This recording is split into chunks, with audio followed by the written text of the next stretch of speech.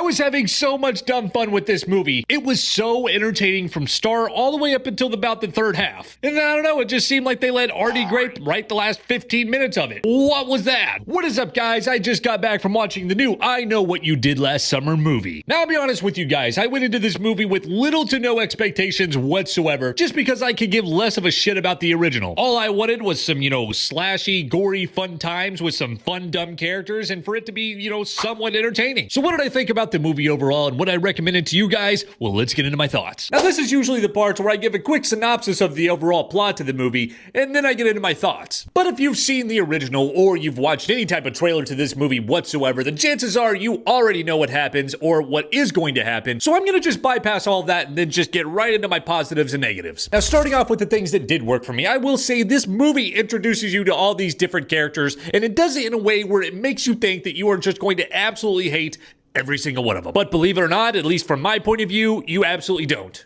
You just hate a majority of them. Our two main characters here, played by Madeline Klein and Chase Wonders, were terrific. They were so entertaining, they were so fun, they were so funny, and they were primarily the only two characters that I gave a shit about. For the last positive I'll mention, and honestly I thought I had a lot more written down, I guess I didn't. I would categorize this movie in the dumb fun section because a lot of the characters make really dumb decisions. A lot of the plot points make no sense whatsoever, and they're pretty dumb. But even still, I had a very entertaining time from start to finish, and I could see myself rewatching this movie again, even though it's really dumb. Now to get into some of my negatives, and I'm just gonna get straight to the point. This movie is categorized as a legacy sequel, which essentially means, hey, we're gonna remake the same fucking movie, but make just a few changes. And you may be asking yourself, Cody, what would be even the point of doing that? Why do I wanna go watch this movie again? Well, I'll tell you why they did it. Here comes the money!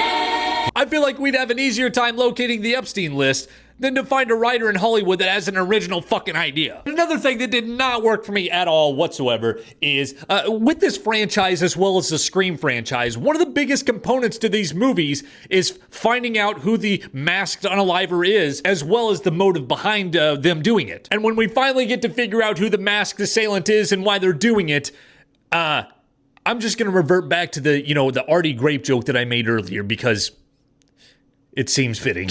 Because it was not good, and I did not like it at all. The last 15 minutes is just straight bonkers. The writer of this film had to have just accumulated Alzheimer's by the time he was writing the last part of this.